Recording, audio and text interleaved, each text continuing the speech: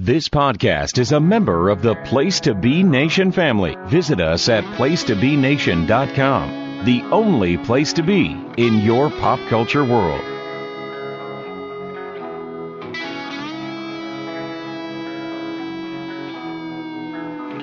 I heard you've been looking for me, but you look for trouble. You're gonna see that your words are dangerous. Your talk is cheap. So now I'm standing here. You tell yourself you know what to do when you realize that I am coming for you. Then you'll change your mind and run like a child when you see me standing here.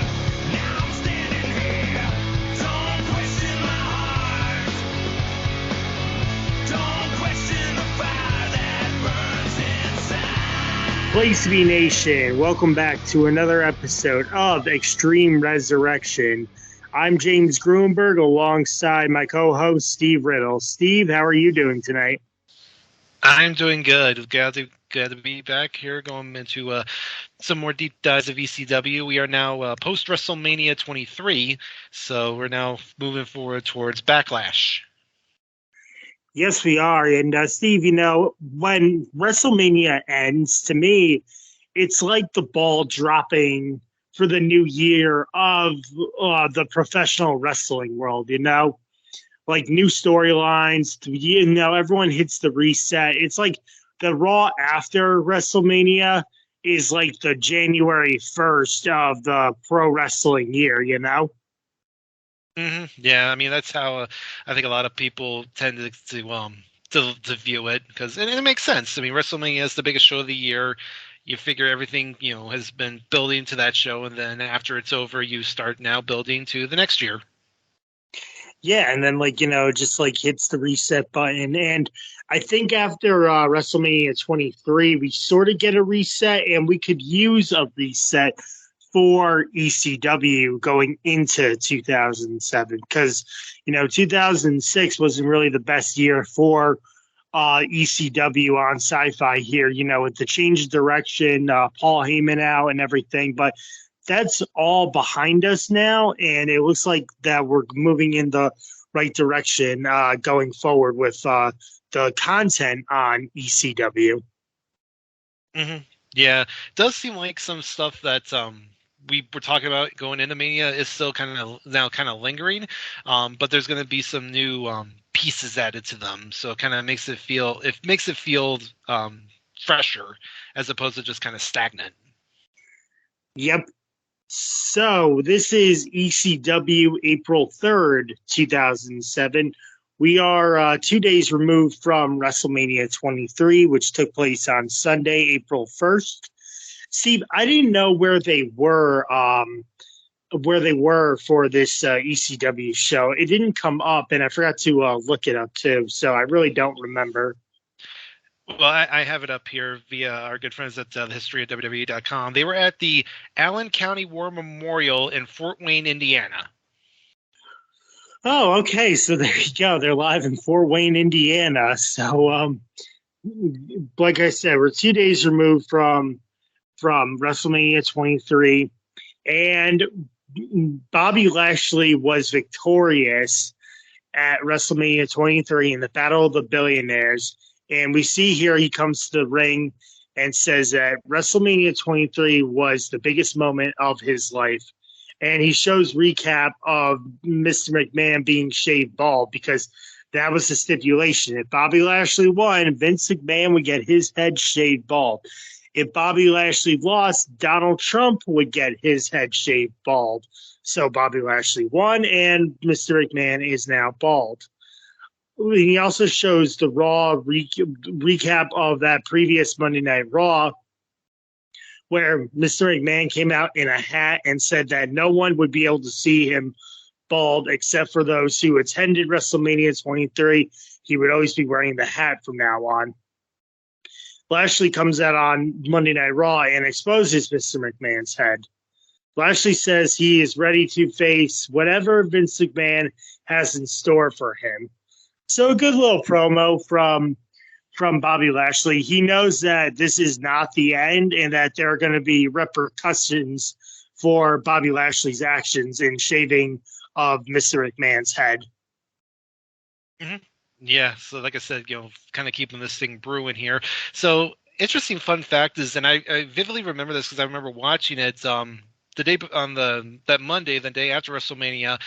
Vince and Trump were actually on the Today Show, and that's where they actually showed Vince with the bald head. So I thought that was kind of funny that he went and did that appearance on the Today Show, and then coming in and then going to the Raw, he had the what was it, like that bowler hat on or something, or whatever, like that it was almost like a 1920s style hat he was wearing, which I thought kind of was kind of funny. And then yeah, like you said, Lashley comes out and he takes the hat off, and that little sequence of Vince trying to find anything to cover his head up was pretty funny. And of course it culminated with him going under Lillian Garcia's skirt, and then Lashley just ripping the skirt off, and you see Vince's head there right under Lillian's legs. And I think I remember actually after that happened, Lillian was the most searched person that night, so everyone wanted to get a good look at that. But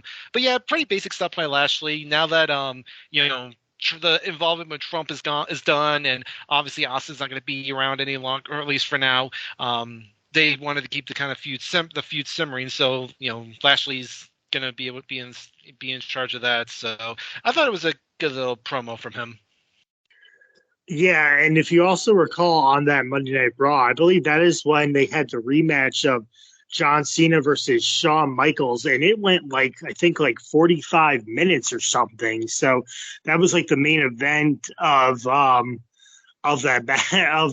Monday Night Raw as well. So a lot of things are still lingering besides this feud. Even on Raw, the feud between John Cena and Shawn Michaels will linger over to Backlash as well. Mm-hmm. Yep. So then we have CM Punk versus Steven Richards. We haven't seen Steven Richards in a long time on ECW, but he is back. CM Punk and Steven Richards have faced off before, so it's nothing new here. But I thought it was a better performance by Steven Richards here. And you can see that CM Punk is heavily bandaged from his participating in the Money in the Bank a ladder match at WrestleMania 23, which was won by Mr. Kennedy. A shoulder tackle by Punk, a leg lariat by Punk. Steven Richards goes after Punk's ribs, throws Punk into the turnbuckle, abdominal stretch to Punk, running knees and a bulldog to Stevie, and the GTS to Stevie for the win. I went 1.5 stars here, Steve. I thought it was good. And Steven Richards showed some good offense by going after Punk's injuries and knowing that the ribs were a weakness. So 1.5 stars for me. Yeah, I went 1.75 stars. I thought this was fine. So the last time these two wrestled on TV was on the February 27th ECW. So it's been about a little over a month since we last saw Stevie. So, but yeah, I like the Punk having the ribs taped up because he took a beating in that Money in the Bank match, so it's not surprising that he's still feeling it. There was at one point where Punk reversed the whip in the corner, and then he tried to take Richards over with a headlock, and he lost his grip, and Stevie landed on his head there briefly. It was definitely pretty scary. Thankfully he wasn't that far off the mat, so it didn't really do severe damage, but that could have been really bad. But yeah, some good back and forth between the two, and then Punk finishes him off with the now officially dubbed "Go to Sleep." This is the first time they do reference it as that name. So, good little win here for Punk to regain some momentum. You figured he wasn't going to win the Money in the Bank match, but he at least looked really good in it. So now we just have to figure out what to do with them going forward. Mm-hmm. Yeah, so backstage, RVD is backstage with Timberland, and Extreme Expose show up. They are going to state their case to be in Timberland's new music video because he's got like the Raw Divas. He's got the WWE Raw Divas in his new music video. So they're going to slate their case that the Extreme Expose should also be in the music video as well.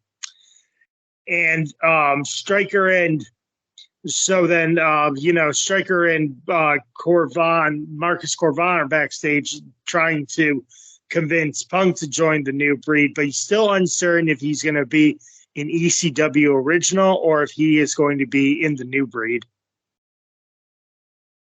Mm-hmm. Yep. Yep. Yeah, I was going to say, what did you think of this? Oh yeah, it was well, first, I completely forgot Timbaland was here. Kind of a random appearance. I think they said he was at Mania, but yeah, the big thing was that the Divas are going to be featured in his upcoming video. So, I guess kind of get him on TV there because he was on Raw too, and I think he'll be on SmackDown that week. And then the little interaction there with, like you said, Stryker, Corvan, and Punk, where Corvan almost, kind of does this things like you're either with us or against us, and Stryker's kind of keep things calm between them, not trying to stir up any trouble. So the now we kind of see the other members of the new breed trying to kind of state their case to Punk joining them. Yep. So now we have Hardcore Holly versus Snitsky. So now, Snitsky is finally getting, I think, the break that he needs. Balls Mahoney was a good start, just to see if Snitsky has something like with squashing like a main member other than a jobbers, So here is Snitsky's big chance here with Hardcore Holly. Punches by Holly, a clothesline to Holly, a scoop slam by Snitsky, a side slam to Holly, and then Snitsky counters the Alabama slam and gives Hardcore Holly the big boot for the win. So it seemed like everything that Hardcore Holly was trying to give, Snitsky was always countering it, and then he finally counters the Alabama slam for the win with the big boot. I want to star in 3/4 here, Steve. I thought it was a very good match, and Hardcore Holly made Snitsky look really, really good here, like Hardcore. I'm surprised that Hardcore Holly took the loss, but I guess they really wanted to make Snitsky look very good. So hats off to Hardcore for putting over Snitsky. Yeah, I want to star. This basically almost was like a squash. I mean, like I said, besides that little brief flurry in the beginning, Holly really didn't get any offense in, and I wonder if he was hurt, and that kind of hindered him because I don't know if you want to talk about this now, but after the match, we saw Snitsky beat his arm down with a chair, then wedge it in the steps, and then pretty much crush it under the steps. So, it gave Snitsky some extra heat going in, and this would actually, interesting enough, be Holly's last appearance on TV for 5 months. And then when we see him again, he'll be on Raw, starting that little program with Cody Rhodes. So, kind of a interesting way to write Hardcore off TV here for a bit, while he nurses this injury, and like you said, gives Snitsky some extra heat and kind of gets him actually a quality win against a named guy. Yeah, and I also want to point out as well, before this match as well, Steve, there was a highlight package of WrestleMania 23, and it had default with "The Memories Will Never Die." And I watched that video back, and I thought it was amazing. And then it goes into the "Ladies and Gentlemen" by Saliva towards the Battle of the Billionaires, and when Shawn Michaels and John Cena have their match too. So I think WrestleMania 23 for the time was a very great showing. And I think it held, I don't know if it still does, but it held the buy rate record for like a while, because people were so interested in this Battle of the Billionaires match here. Mm-hmm. Yeah, and I thought having the two songs was great because you kind of the first half with the Memory Will Never Die kind of played off the history, the history of of WrestleMania being in Pontiac from WrestleMania 20 years ago, and then transitioning into the modern era. So I thought that was a really nice, good video package that they had. Kind of, like you said, talking about the history and then kind of recapping everything that happened at this year's Mania. Yep. So, like you said, Snitsky at the end of the match starts hitting Hardcore Holly with a chair and puts Hardcore Holly's arm under the steps. He hits the chair into the steps, and Hardcore Holly's arm is broken. Joey Styles and Taz, they're calling for the medics. It looked brutal, and I am surprised that this is Hardcore Holly's last appearance on ECW. But I do remember when he comes back and he starts tag teaming with Cody as well. I just didn't know that it was here that it's like, oh, this is the end. I'm surprised. So whether he was just healing up and getting to return, or he wanted to, get some more training in and come back with a new hold, as they say. But I'm very surprised that this is Hardcore Holly's last appearance on WWE TV for 5 months. Mm-hmm. Yeah, and he's been a good fixture for ECW. I know, even though his some of the purists might not think so, but he was good for the heel role, especially early on, and when he came in as kind of one of Heyman's guys, and going eventually getting the month run with Lashley. He did deserve it. So, but again, I think by this point he had kind of outlived his usefulness almost on ECW. So, take some time off to get healed up, and then go on one of the other brands to kind of get a fresh start. Mm-hmm. Yeah. So we'll see. We'll see if we see Hardcore Holly down the line in 5 months. When we're covering probably, I don't know, like SummerSlam or something. Before we get into the main event, there is a extreme expose as it's Layla, Brooke, and Kelly. They put on their performance and trying to convince Timberland to let them be a part of his new music video. And then we have a Hall of Fame highlight package as well. This is a very good class here. Highlighted by Mr. Perfect being inducted by Wade Boggs, Stone Cold Steve Austin inducting Jim Ross, William Shatner inducting Jerry Lawler, and then the highlight of it was, Dustin or Goldust, Dustin and Cody Rhodes inducting their father, Dusty Rhodes, into the Hall of Fame. So, there were others. There were the Wild Samoans and Mr. Fuji, but really just a great class when I read those names again. It seemed like it was like a really great class to go in for this year's 2007 Hall of Fame. Mm-hmm. Yeah, definitely.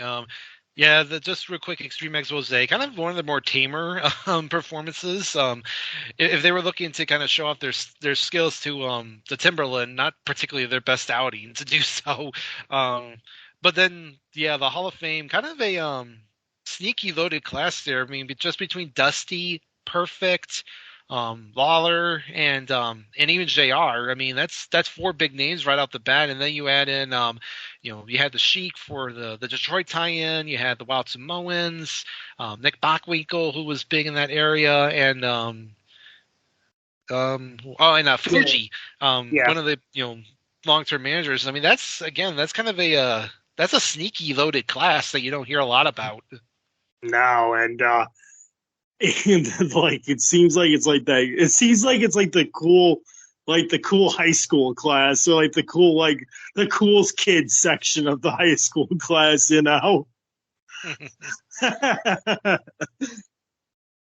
So this is the main event for this ECW show. It is the ECW Originals versus the New Breed, a rematch from WrestleMania 23, and is contested under Extreme Rules. Sabu and Striker start out, but it doesn't really last long, Steve. Like, it just turns into a big brawl. It was kind of hard to keep up with everything, but I think I did a really good job as to doing it. Um, you have like trash can and trash lid shots to Elijah Burke and Marcus Corvan. Sabu goes airborne on Corvan.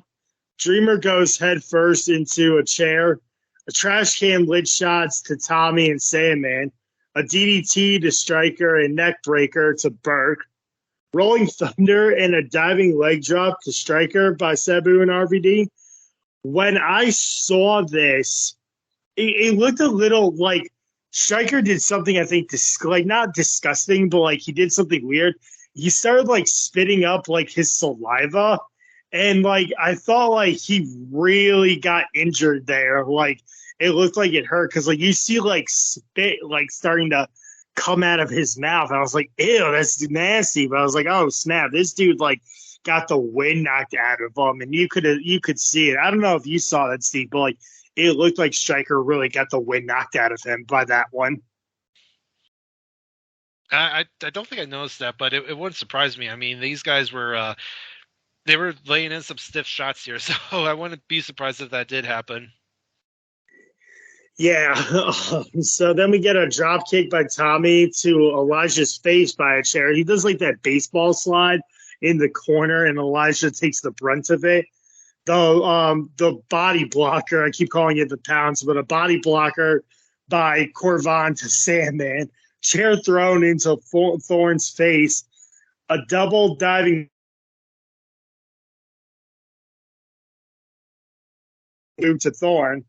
But then Elijah Burke gets the Elijah Express to Sabu, and that goes into a table as well for the win. So Elijah Burke pins Sabu for the win in this Extreme Rules 8-man tag match. I went 2 1/4, Steve. I thought this match was really, really good. I think it was also because like it's the Extreme Rules element, and so that like these guys aren't just having like a 8-man tag team match here. Like, it's like anything goes. So just throw all the rules out and don't tag in. Like, whoever gets the first fall gets the team the victory. But a really good showing from everyone here, and lots of brutal shots. So I went 2 1/4. Yeah, I went 3 1/4. I really enjoyed this. This was the match I think everybody was hoping we would get at WrestleMania, but I get why we didn't. I mean, they were in a tough spot at Mania. They were right between Taker Batista and the Battle of the Billionaires, so they were, not going to go all out, unfortunately. And but yeah, because you knew that they would just could have a rematch on TV and make it even better. So that's what we got here. I did like how they started off with like the normal, like they were going to tag in and out, but then it just like very quickly devolved into the all-out brawl, which I'm glad they did. They didn't drag it out like you would see sometimes. But yeah, just wicked shots after shots after shots. Everybody getting some good shine. I thought Corvan looked really good of all the New Breed. The pounds he hit on Sandman was really nice. The big double I think double leg drop from RVD and Sabu to Thorne through the table was a really great spot. And then I loved that finish of Burke and the Elijah Express on Sabu face first through the table. That had to have hurt. That was a really good finish, and a good win for the New Breed. Obviously, with the Originals winning that Mania, kind of getting their moment there.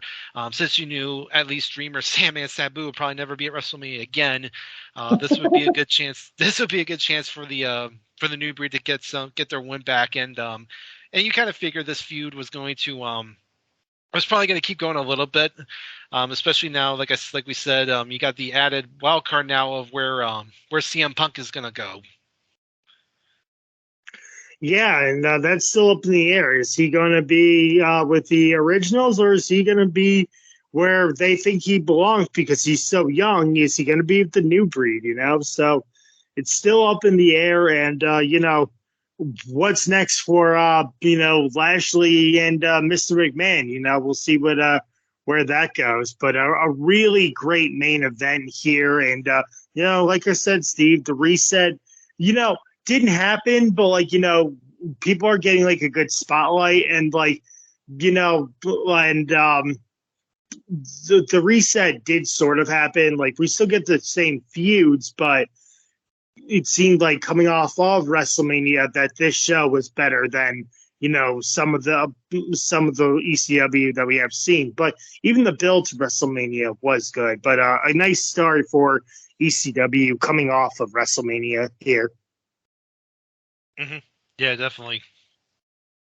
So now, Steve, we were going into ECW April 10th from Providence, Rhode Island. Mr. McMahon comes to the ring, says he experienced the worst humiliation of his life at WrestleMania 2023. Says he would extract his revenge to Bobby Lashley. Says Lashley is not here tonight after Umaga and the McMahon family beat him up on Raw the night before. Steve, I was actually at this Raw. It was live at the arena at Harbor Yard, April 9th, 2007, in Bridgeport, Connecticut. And from what I remember, it was Shane McMahon versus Bobby Lashley in an ECW title match, where if Shane McMahon lost, he would get his head shaved. Obviously, that didn't happen because Umaga came out and destroyed Lashley along with Shane and Vince McMahon. And this is where Vince McMahon had announced that it will be a 1-on-3 handicap match, with the winner who pins Bobby Lashley will become the ECW champion. So we know where this Bobby Lashley, Mr. McMahon feud is going, because it's set up for Backlash here.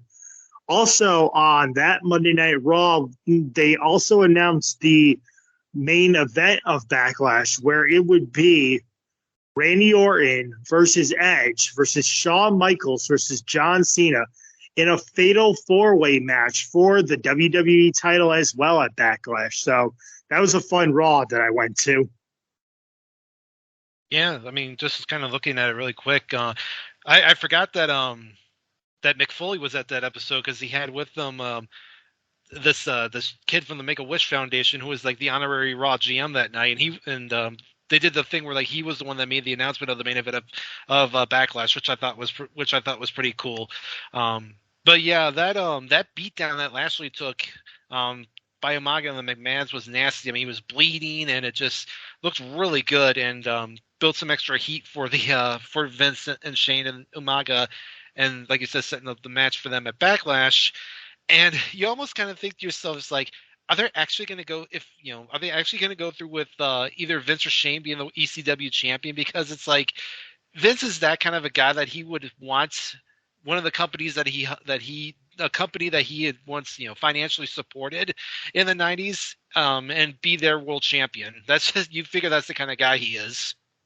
Yeah, so we'll see what comes up, who comes out of Backlash as the ECW champion here as well. Going back to what you said, Steve. Oh, yeah, beforehand, before I get into that, Mr. McMahon does say that he will be the new ECW champion at Backlash. Going back to what you said about Mr. McMahon's attire with the hat and the what is it, like a suit? He looks like Judge Doom. Judge Doom from Roger Rabbit is Mr. McMahon here. Yeah, it's a really I mean, think about it. If you think this look is silly now, just wait till I think it's around Backlash when he starts rocking the do-rag. yeah. But I immediately thought, this is Judge Doom. Like, if Christopher Lloyd didn't get the part of Judge Doom for Roger Rabbit, give it to the bald-headed Mr. McMahon. He should have played Judge Doom. That would have been interesting. Oh yeah. So now we're backstage again, and CM Punk is backstage with RVD this time. RVD is also trying to recruit Punk to the originals. RVD likes CM Punk's style and thinks that he has what it takes to be an ECW original. Elijah Burke comes out, and Elijah Burke comes in, and he's trying to sway Punk to the new breed again. Punk says he will give his answer tonight once and for all on whose side he will be on here. So tonight, Steve, once and for all, we are going to get that answer. Is CM Punk going to be with the new breed, or is he going to be in ECW original? Mm-hmm. Yeah, kind of. This is really where the first time where one of the originals starts kind of goes up to Punk and kind of says, hey, you're a lot like us. And I love how Burke came over. He's like, hey, don't be hassling my boy. He's gonna be the part of the he's part of the new breed. And Punk was just like and Punk just like was like adamant about like so frustrated with everything. He's like, you know what? I'm just gonna come to a decision tonight. And so now we'll, like you said, we'll see where he goes. Yep. So now we have continuing with the ECW originals versus New Breed here. Tommy Dreamer versus Kevin Thorne. Punches by both men. A swinging neckbreaker to Thorne. Baseball slide by Tommy Dreamer. A spine buster to Tommy. A hangman's neckbreaker to Thorne. A spine buster by Tommy. The Dark Kiss by Thorne for the win. For this match, Steve, I went 1.5 here. I thought it was a good showing by both guys, trying to see who's going to get the advantage. Is it going to be the new breed, or is it going to be the originals here? But I do like the dark kiss here, and also they're really trying to push Kevin Thorne here with these finishing moves. He's got that razor's edge, but the dark kiss as well, which is like the spinning neck breaker here. So I went 1.5 here. Yeah, I went 1.25. It was fine for what it was. Like you said, I think they're definitely trying to give Thorne some more quality wins because they see him as a good guy to kind of push. And obviously, I will notice. I've noticed that it seems like Ariel's becoming a lot more tamer with her outfits. She's not as all like we've seen with her before. I thought that was kind of interesting, but and then she ultimately provides a slight distraction, which allows Thorne to get the dark kiss in, which I think is a good little finisher. That like elevated stunner off the top rope is a good little finisher there. But nothing doing here, just to kind of give Thorne another win and give the new breed some momentum, because during the match Punk was watching, so he's now kind of seeing which way he should go based on these results. Yep. So we go backstage again, and the Extreme Expose girls are getting ready, but behind them is Snitsky, which was pretty weird.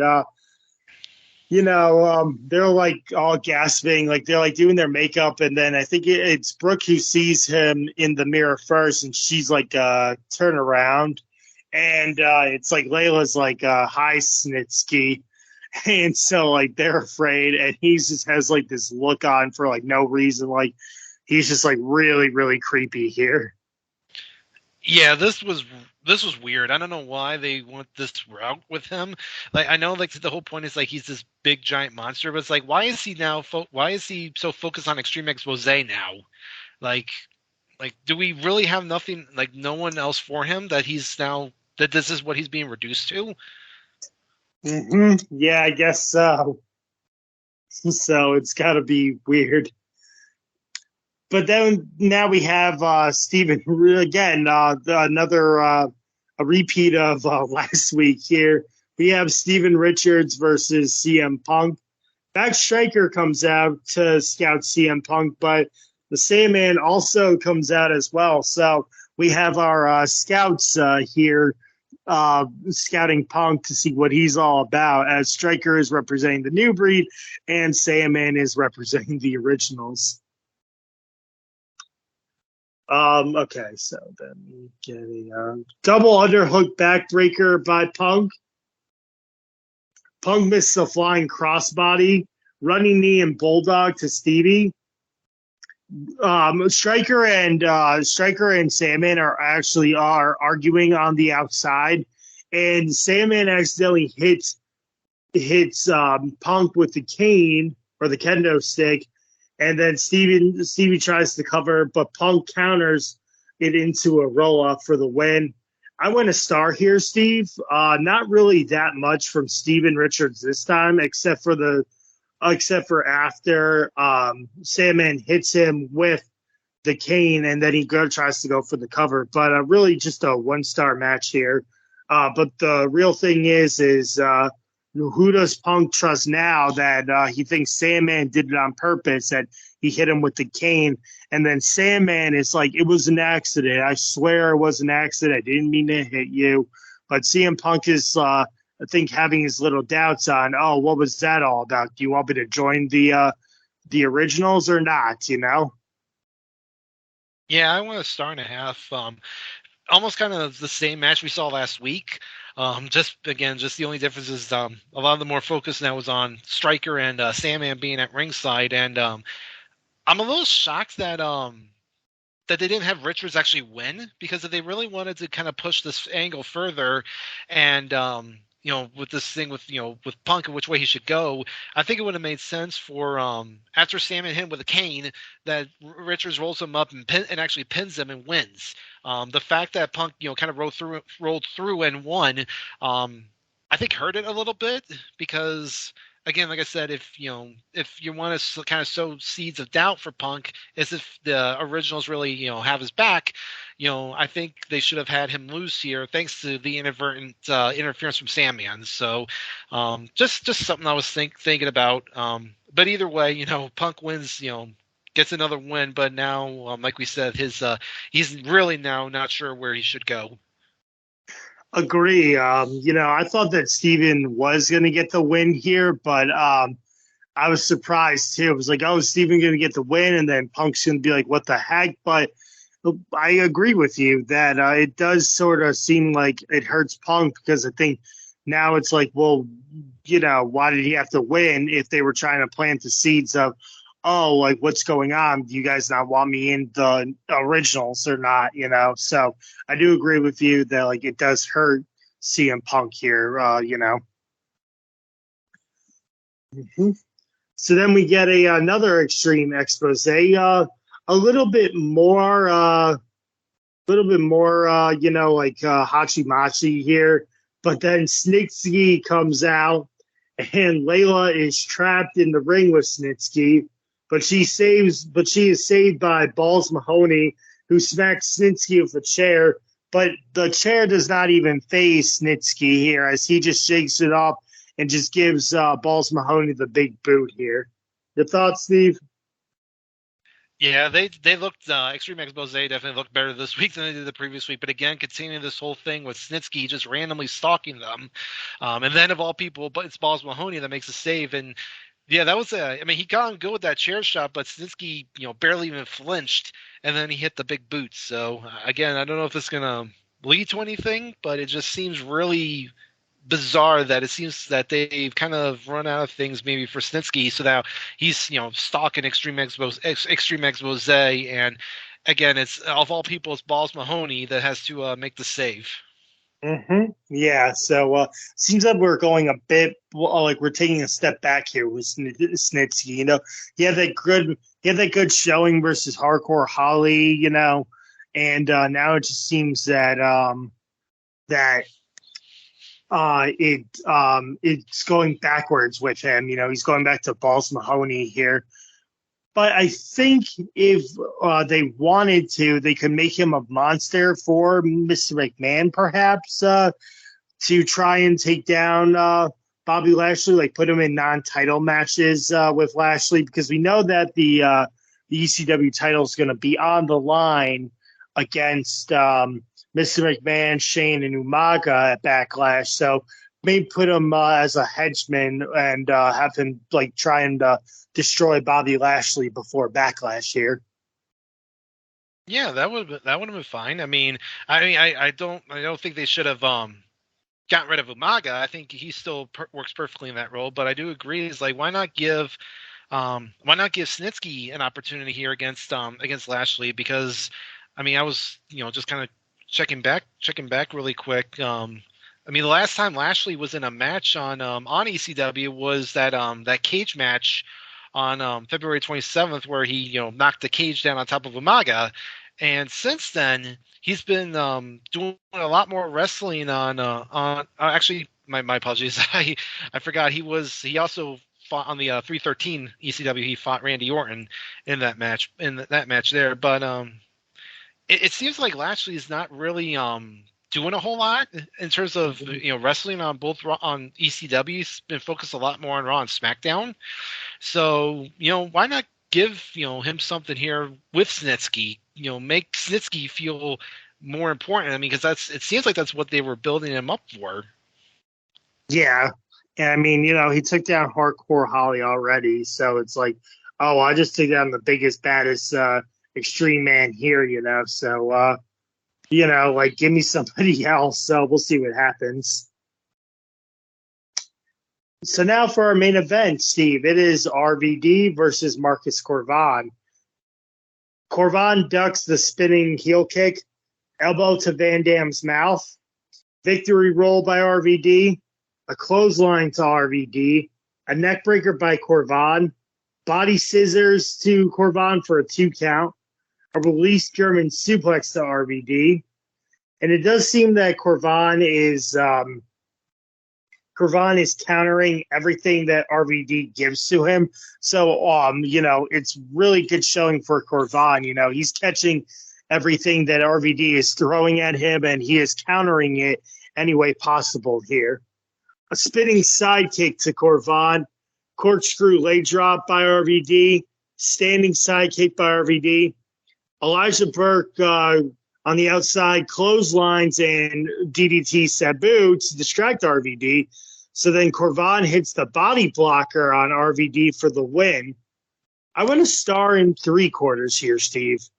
I thought it was a very good showing by both Corvan and Rob Van Dam, and a good distraction by Elijah Burke, because Elijah Burke is out, but also Sabu is here, as he just clotheslines and DDT Sabu for the distraction, and really good body blocker by Corvan here as well. Yeah, I went 2.5. I thought it was a really fun main event. One thing we need to mention: Sabu comes out with the neck brace on, still selling the Elijah Express from last week, so get a little touch there. I'm glad they gave Corvan the spot. I was kind of worried they would give it to Burke and have another match with RVD and Burke. I'm actually glad they gave Corvan an opportunity here, and I think he made the most of it. He looked really good with his power offense, and RVD sold for him really well. And then RVD obviously got his moves in, and yeah, that DDT Sabu took on the floor was pretty nice, and then RVD chases Burke back in the ring, and that leads right to him getting the pounce, which looked really good too. So good win here for Corvan. Definitely one I think he needed a big singles win like this. I know he's gotten a couple of wins in like tags and stuff, but I feel like he was due for a really big singles win. Yes, he was, and he got it. So very good win for the New Breed to take out two of the soldiers here for the originals. So not a good night for the originals here, and it's only gonna get worse as the dagger hits him in the chest from here, because CM Punk comes to the ring and it looks like he's gonna fight Burke and Corvan, but instead he shakes Elijah Burke's hand, and he sort of like hugs Corvan as well. So it looks like that CM Punk is officially joining the New Breed. As the rest of the New Breed come down, they raise Punk up into the air in triumph that they got one over on the originals, and that CM Punk is now part of the New Breed. Yeah, I remember not being kind of perplexed by this, because it's like, it looked like, you thought they were building Punk up as this, their top baby face, and all of a sudden you have him turn heel potentially here, enjoying the New Breed. I mean, it does make sense. I mean, he's a young guy. He's like, he fits that mold.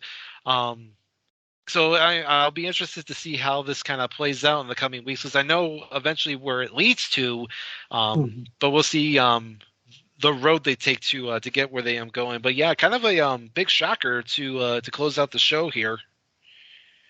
Yeah, I thought that he was going to join the originals because, or the new breed was like, you know what, we're just going to dump you ourselves, because maybe they were like, you don't belong with us at all, because I think like everyone's thinking, oh, CM Punk's really cool. He's going to hang out with RVD and the cool guys, but he went with the new breed, the young blood here, trying to make a name for themselves. So it really does fit. I mean, he's a young guy, so what a great way to close out the show, as it was in shock that from Joey Styles and Taz that CM Punk joined the new breed.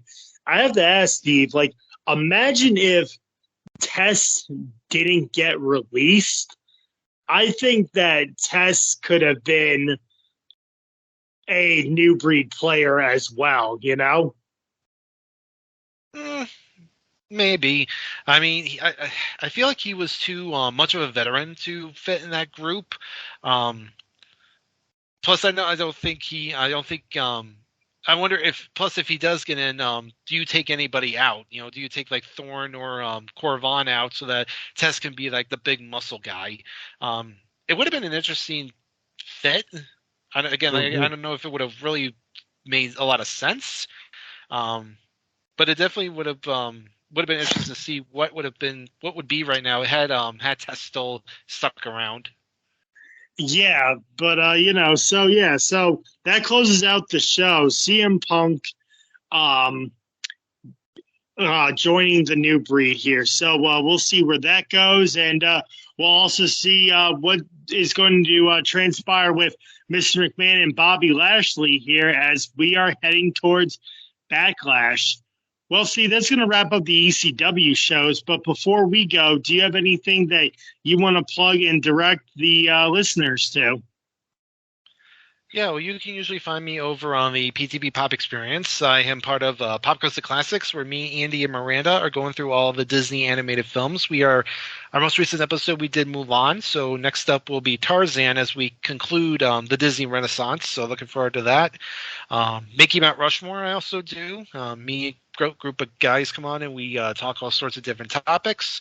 And the Video Jukebox Song of the Day, usually it's me right now, just me, Andy, and Keith, as we are just watching music videos and discussing them. We have different theme weeks every week, and that's a lot of fun to do. So be on the lookout for all of that. And I freelance on a couple of other shows. I was on a recent No Holds Barred where me, JT, Aaron, and Jenny drafted our favorite on-screen wrestling couples. So that was a lot of fun. Other than that, you can usually find me over on the PTB Facebook group. We got lots of great things going on over there. We are currently dropping the WWE Revisited rankings for 2022. By the time this drops, we will have started the top 100. So we'll see who makes the top 100 this year versus who made it in 2017. And also on the Facebook group, our newest tournament just launched recently, where we are determining the greatest breakfast food of all time. There's a lot of interesting choices. It's going to be a lot of fun. Going to spark some good debates. So if you want to get involved, and you're not a member, let us know. We'll send you an invite so you can get in and get voting. So we determine what the greatest breakfast food of all time is. Yes, a lot of stuff happening on the pop feed, Steve, and you're a pioneer of the pop feed. I listened to Pop Goes to Classics, and I enjoyed the take on Mulan from you, Andy, and Miranda. And where you can find me is on the mostly on the Place to Be Nation wrestling feed here with this show, and also on the new show that I'm hosting, Nation Invasion, where I'm going back to look at the invasion time period of WCW invading WWE. I just had recently Logan Crossland as we covered the June 4th Monday Night Raw and the June 7th Thursday Night SmackDown of that year. And, Stone Cold is still, battling Chris Benoit and Chris Jericho. Chris Jericho, and they had a tag team match. Stone Cold and Mr. McMahon versus Chris Benoit and Chris Jericho for the tag team titles, and the King of the Ring tournament is still going on. They're still trying to get their qualifying rounds in as well, and Kurt Angle has entered that tournament. So not only will he be facing Shane McMahon at King of the Ring, he will also be defending his King of the Ring crown as well. So looking forward to see how far he goes in the King of the Ring tournament, and who is stalking The Undertaker's wife. Much more on that as well as the invasion continues. And recently, Steve, on the Pop Feed, I was a guest on your show, Making Mount Rushmore, where we did the top 4 TV couples and movie couples. So that was a lot of fun. Me, Keith Langston, and John Casalika gave our guests. We had similarities and differences, so it was good. That was a good time.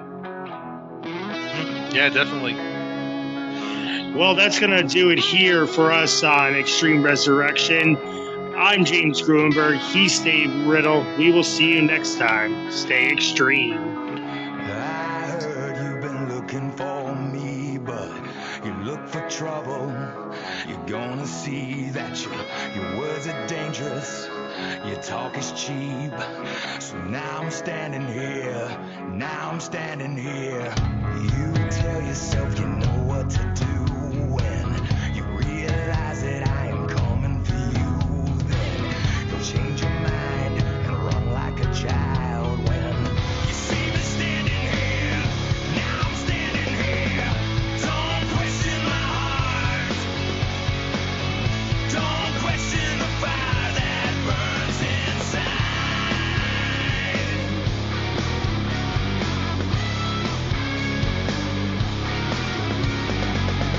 Don't question my heart.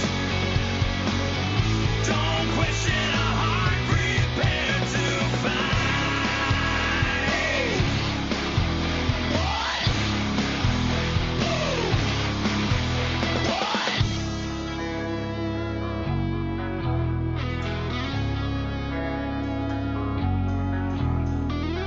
I got where I am 'cause I didn't chase fame. And I've seen you before and you're all the same. Just one more mouth talking words insane. Just one more mistake with different names. Don't question my heart. Don't question the fire that burns inside.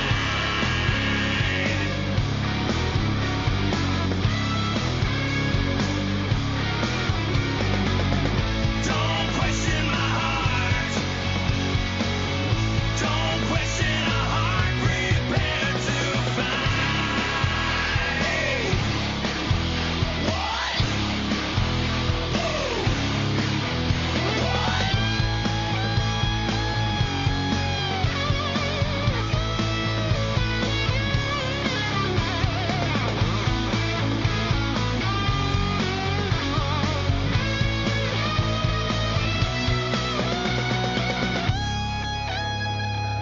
I heard you looking for me.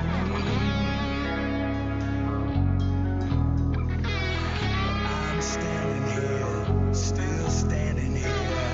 I'm standing here, still standing here. Don't question my heart. Don't question the fire that burns inside.